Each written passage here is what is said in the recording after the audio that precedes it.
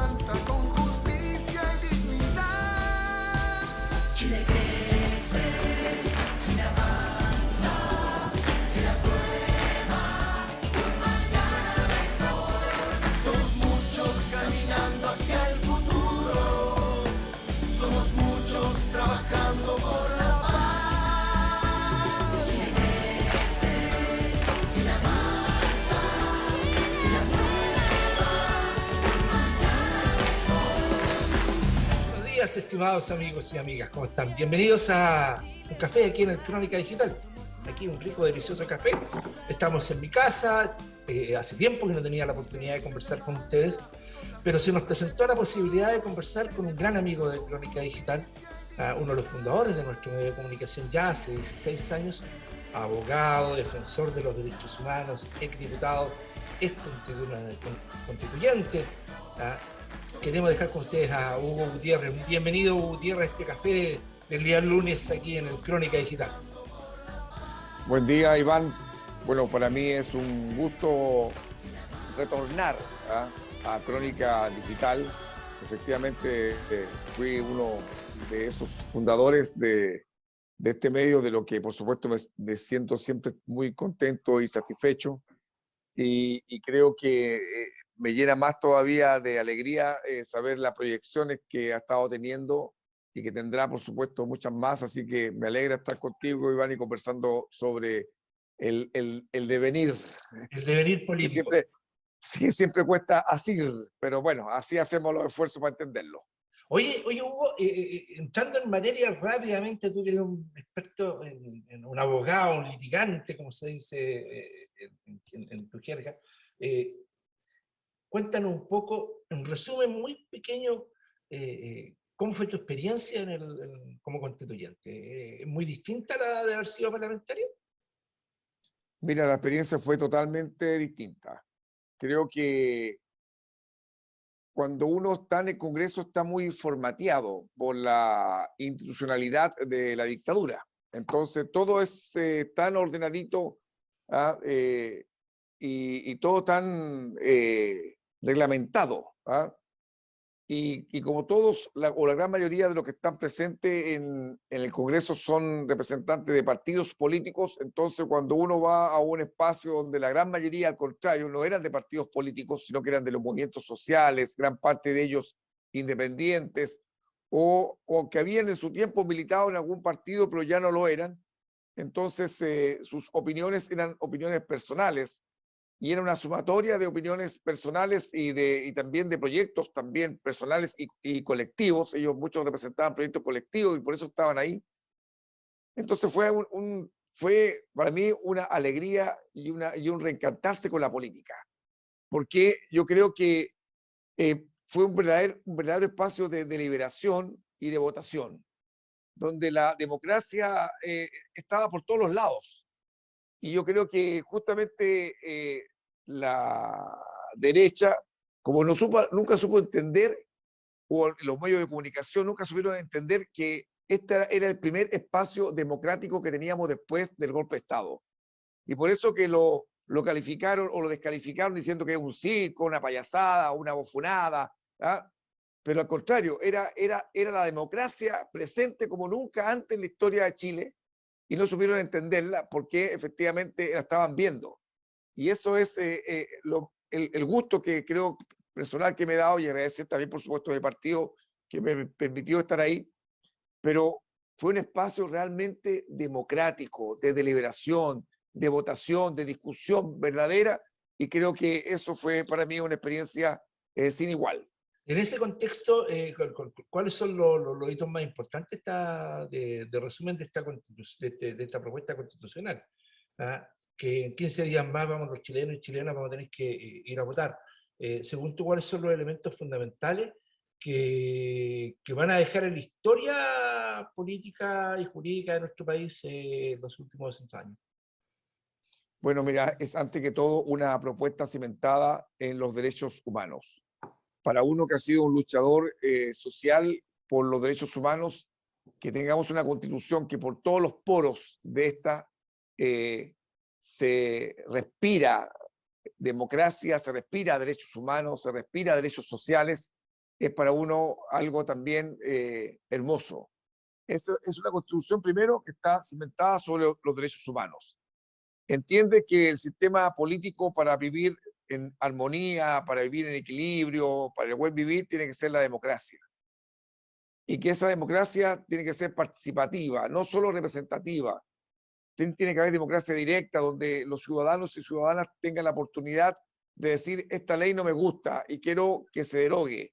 Quisiera una ley en esta materia y Congreso, por favor, haga una ley sobre esta materia y se juntan firmas y se manda al Congreso de Diputadas y Diputados un proyecto de ley.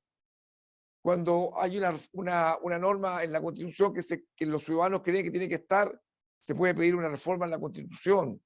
Es decir, es una Constitución que tiene instalado el chip de la democracia plena, profunda, que permita que los protagonistas vayan tomando incluso mucho más poder. Entonces está cimentada sobre los derechos humanos, se despliega a través de una democracia más radical y profunda, y se despliega por todo Chile, así que tiene un regionalismo que al final del día hace aparecer a todos aquellos y aquellas que vivimos en las regiones, que habíamos sido invisibilizados, ninguneados, no solo por los partidos políticos, sino también por el centro político. Y eso creo que le da también mayor movimiento, porque permite construir esa democracia más radical y más profunda desde la base, desde los territorios. Entonces tenemos un despliegue hermoso para la ciudadanía. Y por último, la guinda sobre el helado es que le devuelve el protagonismo a los trabajadores y trabajadoras, le permite ampliar la negociación colectiva, le devuelve el derecho a la huelga y legitima a los sindicatos como los que están con poder para poder negociar por los trabajadores y trabajadoras ante el empleador. En esta Constitución, sin duda, hay cambios profundos que tienen que ver con la forma del país que queremos, para el país que queremos para los próximos 40, 50 años. En ese contexto, se ven voces disidentes bastante fuertes en el oficialismo hoy día. Se sostiene de que ha habido poca difusión de la campaña del apruebo, a diferencia de las opiniones y visualizaciones que da la gran prensa sobre el rechazo. ¿Tú compartes esa opinión? Mira, yo creo que tanto el gobierno como los partidos políticos tuvieron que tomar, yo no sé si tomaron la decisión, pero era obvio que tenían que hacerlo. Se embarcaron principalmente en lo que era la instalación del gobierno, descuidando la convención. En consecuencia, mucho de lo que habían prometido de cercar la convención, de estar presente, de rodearla, nada de eso ocurrió. En consecuencia, no hubo un activo, no hubo una fuerza social que apoyara el trabajo de la convención. Y creo que esa orfandad se hizo sentir en los primeros días de la campaña, porque los partidos políticos oficialistas y también el gobierno estaban más embarcados en salir adelante con el gobierno. Entonces, yo creo que lamentablemente en política no se puede hacer todo lo que uno quisiera hacer. Entonces, tiene que destinar los esfuerzos o las capacidades políticas que se tienen y tienen que optar. Porque si uno tuviese la militancia para decir, ya, primero vamos a estar acá preocupados de instalar el gobierno, de fortalecer el gobierno de Gabriel, y por otro lado también vamos a estar presentes en la calle, fortaleciendo la convención. Claro, si tuviésemos un activo potente, resuelto por todo Chile, desde los territorios construidos, por supuesto todo eso podríamos haberlo hecho, pero eso no existe. Y esa es una realidad política. Entonces, claro, o estábamos allá o estábamos acá. Entonces, claro, yo creo que la historia misma lo hizo entender que a partir del 6 de julio, cuando empezó la campaña y veíamos ya cómo arremetía el rechazo, yo creo que a muchos le hizo un clic así. Le dijo, oye, para mí que estamos cagando, ¿ah? Para hacerte directamente, ¿ah? Decirte directamente. Yo creo que ahí se dieron cuenta de que había una estrategia de la derecha que se empezó a implementar tan pronto ellos no tuvieron el quórum suficiente en la convención. Y se dieron cuenta que lo que venía por delante es que la derecha no iba a poder imponer ninguna norma al interior de la convención. En consecuencia, todos ellos trabajaron solo por el plebiscito de salida. Y todo lo que hicieron durante el camino fue desmoronar la convención, atacarla permanentemente. Y como tienen todos los medios de comunicación formales, tienen un cuasi monopolio de los medios de comunicación, yo diría más que cuasi, yo creo que lo tienen totalmente. Si no fuera por las redes sociales, ellos solo no tendríamos cómo responderle. Entonces, ellos se abocaron al plebiscito de salida. Y de hecho, recuerda bien que los partidos de derecha, un mes antes que se conociera la propuesta de la convención, ellos ya habían tomado la decisión política de rechazar. Ni siquiera estaba el texto de borrador. No, ellos decidieron rechazar. Entonces, la campaña de ellos empezó mucho antes. Entonces, lo que hemos tratado de hacer en este tiempo breve es tratar de salir con todo lo que podemos, con las capacidades que tenemos, a poder alcanzar a este caballo chueco, tramposo, que salió corriendo antes que empezara a tocar el pito para salir a correr. ¿El Este caballo corrió. el gobierno, según tú, está amarrado por la actual constitución para hacer más de lo que ha hecho? No, yo no creo. Yo creo que lo que pasó es que entre las lógicas propias de la instalación de un gobierno te hace necesariamente abocarte a instalar ese gobierno, ¿verdad? Con todo lo que implica los acuerdos que tomó en un principio Gabriel con respecto a ampliar la coalición gobernante, todos los ajustes que hubo que hacer, después todo lo que implica asirse de un gobierno. Entonces los tiempos han sido muy cortos y el golpe de la derecha ha sido muy cruel contra el gobierno, porque también entendieron dentro de la estrategia de la derecha que golpeando el gobierno que recién se estaba instalando también afectaba a la convención y afectaba a su resultado, su producto, que era la propuesta de nueva constitución política. Entonces en ese contexto, Hugo, entonces se podría concluir de que el resultado de las elecciones de las próximas 2 semanas va a influir sin duda en la instalación definitiva del gobierno, o podríamos ver un gobierno que se podría ver, pensando en que ganar el rechazo, se podría ver una posibilidades de ingobernanza. Mira, yo creo, Iván, que efectivamente parte de su instalación completa y en forma del gobierno de Gabriel pasa por el 4 de septiembre, indudablemente. Yo creo que hay muchas decisiones que están pendientes de tomarse y que tienen como causa, porque si tú quieres implementar derechos sociales en forma, tú necesitas aprobar la nueva constitución política. Muchas de las temáticas que están en el programa de gobierno de Gabriel, sin duda requieren la nueva constitución política. Entonces hay muchas decisiones que tienen que tomarse en distintas materias que pasan por la aprobación de la constitución. Por eso la derecha entiende de que ellos tienen que salir al paso, necesariamente al 4 de septiembre, por muchas razones. Una, por lo que estoy diciendo, que es la implementación del programa de gobierno de Gabriel Boric. Necesita la nueva constitución. Pero también ellos saben, la derecha, que con la nueva constitución pierde muchos negocios, pero además también la derecha sabe muy bien que la política que va a surgir de esa nueva constitución política es una política democrática, donde las mayorías van a poder definitivamente expresarse en todos los espacios, principalmente en el Congreso. Y a eso ellos le temen. La derecha le teme no solo a perder sus privilegios, sino que también le temen a la democracia. Bueno, hablemos de los privilegios.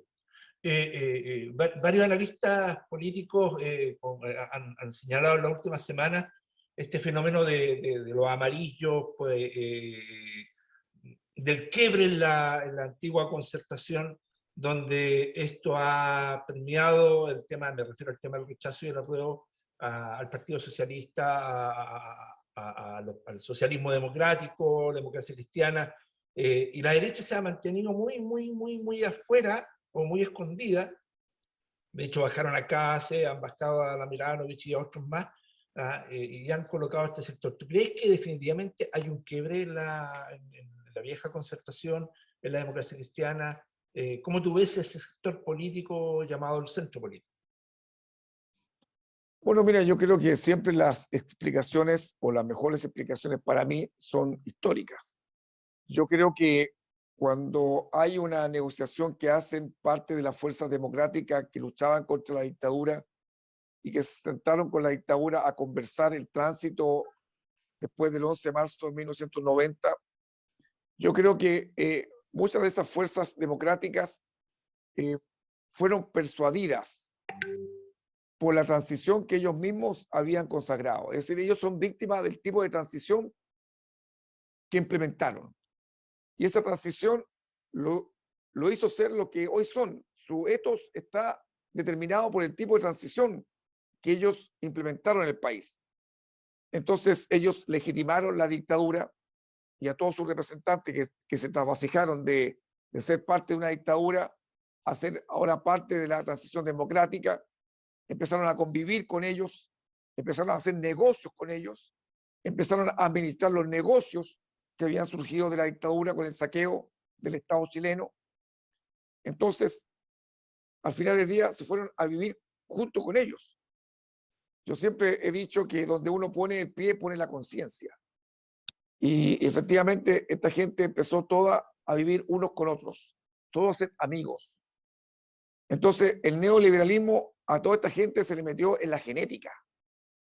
Y ellos ya no quieren terminar con este modelo de explotación, porque el neoliberalismo es una fórmula de explotación del capitalismo, ¿verdad? Tampoco muy novedosa, pero tiene sus particularidades. Entonces ellos encontraron que, y lograron extender también negocios, por ejemplo, todo el negocio de la salud. Nosotros mismos nos encontramos hasta con conocidos nuestros que tenían escuelas particulares subvencionadas, ¿verdad? O encontramos también conocidos que estaban trabajando en una FP, no porque quisieran, porque tenían que buscar pega, ¿verdad? Es decir, el nivel de coaptación que tuvo el modelo neoliberal era muy profundo. Entonces, despabilarse y decir, oye, no, este modelo no era el mío. Y yo creo que esta campaña ha llevado a mucho a eso, a despabilarse, a decir, esto no era lo que yo quería. Pero también a muchos a tomar posiciones. Y en ese contexto de tomar posiciones, bueno, vemos la posición de Ricardo Lagos y otros más que han tomado su defensa al rechazo y a un rechazo a estas cosas de que siempre los chilenos colocarle apellido a todo. Y en ese contexto, en 2 semanas más están las elecciones, Hugo, y te quieres llevar a los posibles escenarios. Tú soy un político de fuste, fuiste miembro de la Comisión Política del Partido Comunista, eres miembro de su comité central, y objetivamente, ganando el rechazo o ganando el apruebo, va a depender mucho también de la cantidad de porcentaje de la votación. Y en ese contexto, ¿qué tan importante es cuando si gana el apruebo por el porcentaje? ¿O es muy importante ganar nomás, sencillamente? ¿O tiene que ver también con los porcentajes? Porque objetivamente en el mundo de la política tenéis que conversar con todos. Mira, yo creo que el desafío primero que tenemos, las fuerzas realmente democráticas, porque hoy se vuelve a reinstalar una fuerza democrática. Esta fuerza que está por el apruebo es una fuerza real y genuinamente democrática. Es decir, están por profundizar la democracia, por llevar a nuestro país a una paz, a una tranquilidad, pero en justicia social y una profundización democrática. Yo creo que hoy lo que estamos viendo, y me gusta, es que se degrada el choclo de aquellos que han sido captados por el neoliberalismo, Arbó, Chaín y demás. Este periodo, a mí siempre, estos periodos de la historia que son de lo que estamos viendo hoy, me parecen un momento relevante en la historia. Entonces, el desafío primero es ganar el 4 de septiembre y de ahí se abre otro periodo que es muy interesante a mi entender, que va a ser la defensa de la nueva constitución política. Y creo que ahí todas las fuerzas políticas tienen que tener claridad que primero hay que implementar la nueva constitución política antes de pensar en hacerle reformas. Antes de pensar en hacer reformas. Y creo que ese es el camino. Implementar la nueva constitución política, es decir, yo incluso el otro día decía, después de aprobar la constitución vamos a tener que crear comité de defensa de la nueva constitución. Porque yo creo que la arremetida después de la derecha, no importa cuál sea el porcentaje que saque la derecha, puede sacar un 49 y nosotros ganar por un 51, o pueden sacar ellos un 30 y van a hacer exactamente lo mismo. Intentar desmantelar la constitución de 2022. Es decir, van a hacer todo lo posible. Y como tienen todo a su disposición, tienen todos los medios de comunicación, tienen toda la riqueza y tienen también las Fuerzas Armadas, porque digámoslo, ideológicamente las Fuerzas Armadas están en un lugar determinado. Entonces, el pueblo va a tener que organizarse para defender la Constitución. Y vamos a tener que defender la Constitución tanto del capital que va a querer desmantelarla, como de los políticos, sus títeres, que van a hacer lo posible en el Congreso, que va a ser el Congreso todavía de la dictadura, que va a estar vigente, porque la Cámara de Diputados y el Senado están vigentes hasta el 2026. Entonces, obviamente, la arremetida de ellos va a ser dura. Va a ser dura. Y digámoslo, ellos van a intentar juntar los 2/3 para hacer las modificaciones al nuevo texto constitucional para transformarlo en cualquier cosa. Y el pueblo va a tener que organizarse desde los territorios para impedirlo. O sea, tú estás planteando que en definitiva, aunque se gane gane el apruebo, las reformas las tiene que hacer el actual Parlamento. O sea, los cambios constitucionales, los reglamentos y todo lo que indica la actual Constitución para empezar su aplicación. Así es. Y en ese contexto, ¿es importante entonces los comités de defensa de la nueva Constitución? Bueno, yo creo que... ¿No te has puesto a pensar, por ejemplo, de que de parte de la ciudadanía también va a haber una gran necesidad de aplicar la actual Constitución? Me refiero con el tema del agua, con el tema laboral, con otros temas que son fundamentales, el tema de la educación, el derecho a la educación. ¿Tú no crees que también esto se puede entrar a judicializar? Me refiero a la exigencia. Mira, yo creo que todo lo que hemos debatido durante estos breves días de la campaña, yo creo que efectivamente eso va a llevar a que yo creo que sean un poquito prudentes, ¿verdad? Porque claro, ahí donde tú tienes razón con tu observación que, claro, si la derecha saca un 48% de la votación, es obvio que aquí hay un país que fue evidentemente manipulado por el capital, por los medios de comunicación, las redes sociales de que ellos disponen, pero tenemos que hacernos también la autocrítica, digamos, de que ahí hay algo de que no hemos hecho tampoco bien. Entonces, claro, yo creo que igual vamos a defender la Constitución y vamos a intentar también implementarla, ¿verdad? Y recuerda que hay una democracia directa muy relevante que es la iniciativa popular de ley. Pero la iniciativa popular de ley, es interesante este punto, Iván.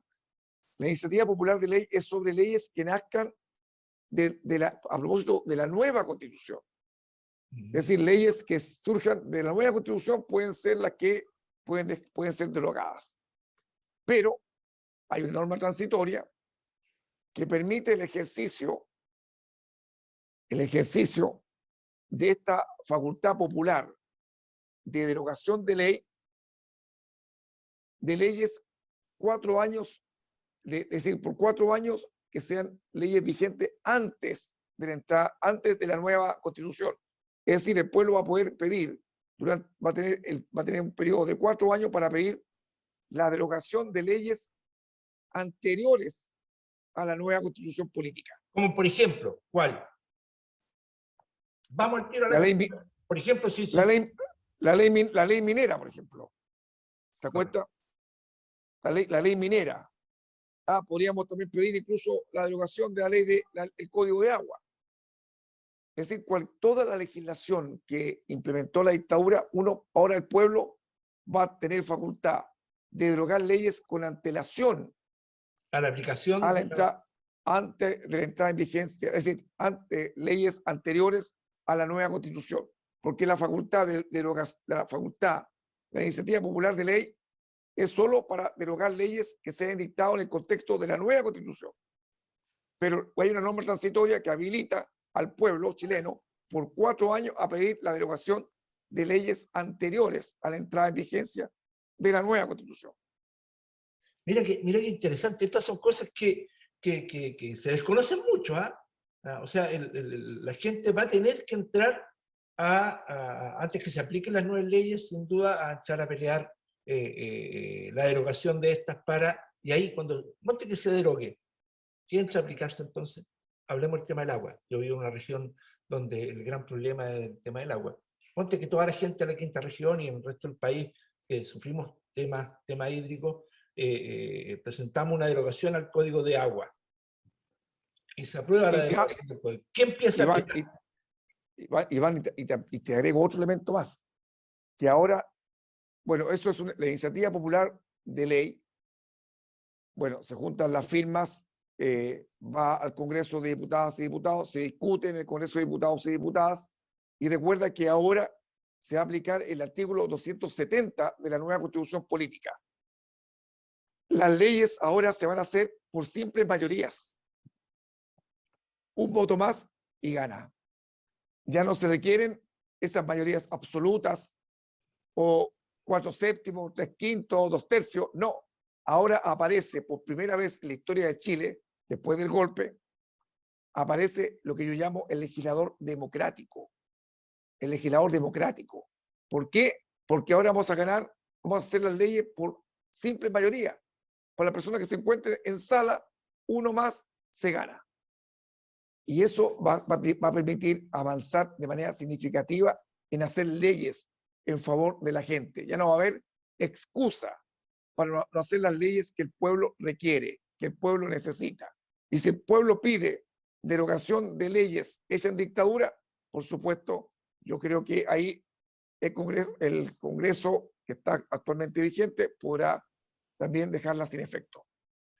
Mira, nos quedan muy pocos minutos, querido Hugo. El tiempo es oro en el mundo de la Internet también. Y esperamos seguir conversando contigo, pero a ver, estamos 2 semanas. Cuéntanos un poco cuál ha sido tu actividad en el norte del país, cómo viene la mano, cómo tú estás viendo las cosas allá. Mira, yo creo que aquí en el norte, como en todo Chile, yo creo que lo que deja y rinde bastante son 2 tipos de cosas. Primero que todo, el puerta a puerta. En 3 días creo haberme hecho unas 1000 casas, golpeando cuánta casa entre Iquique y Pozo Almonte, Alto Hospicio, bueno, todos lados. Y creo que esa es porque hay mucha gente que está ignorante del tema. Algunos no saben ni siquiera que tienen que ir a votar y que el voto es obligatorio. No saben el contenido, se dejan llevar sí por lo que sale en los matinales. Los matinales penetran de una forma, diría, terrible, horrenda en la gente, en la subjetividad de la gente. Entonces yo creo que aquí lo que hay que hacer es volcarse todo lo que quieran ayudar a que exista una prueba en este país el 4 de septiembre, abocarse a las calles, a salir a los puerta a puerta, a hablar con la gente, a entregarle la Constitución, a hablarle sobre ella, sacarle las mentiras de la cabeza. Ese es un primer deber. Y lo otro, por supuesto, tener esta posibilidad en aquellos lugares que se pueda hacer de grandes manifestaciones de gente que demuestren que efectivamente el apruebo va a ganar. Por eso es tan importante esta actividad que van a hacer en Santiago, creo que el día 31 de agosto, ahí en Santa Rosa con la Alameda, que por supuesto desde ya los invito a todos y a todas a que estén presentes, incluso hasta yo creo que voy a ir para allá, porque es importante demostrar que el apruebo es es el camino democrático y es el camino elegido por la mayoría del pueblo de Chile. Yo te quiero agradecer, de verdad, Hugo Gutiérrez, estos tiempos que tú nos das con Crónica Digital, agradecer que sigas, como siempre, en estos 16 años de vida de nuestro medio de comunicación, colaborando y opinando y produciendo este gran debate y este gran conocimiento de la actividad de los líderes políticos y especialmente de nuestra izquierda y de la gente de la defensa de los derechos humanos. Pero próximamente que vayamos profundizando temas que tienen que ver con el quehacer mismo tuyo, hablar sobre el tema de los derechos humanos, hablar sobre el tema de las Fuerzas Armadas, que es un tema que es muy poco tocado en el mundo de la izquierda, y también el tema de la seguridad ciudadana, que también es otro gran tema que no se ha tocado en el mundo, en nuestro mundo. Por supuesto, yo para Crónica Digital siempre disponible, siempre dispuesto y en primera línea. Así que, Iván, cuenta conmigo, cuanto estime conveniente me avisan nomás y conversamos con Crónica Digital y contigo, Iván. Mucho gusto y gracias por la invitación. Mucho gusto a ti, querido Gutiérrez y estimados amigos. Los esperamos ahí en la Plaza Brasil, en Huérfanos con Maturana. Próximamente les tenemos una gran sorpresa para el mes de septiembre. Así que lo más probable es que ustedes van a poder disfrutar de otro espacio también ahí en el barrio Brasil, y justamente esperando la visita de nuestro querido Hugo. Muy buenos días y nos vemos, querido Hugo. Adiós. Adiós, chao, gracias.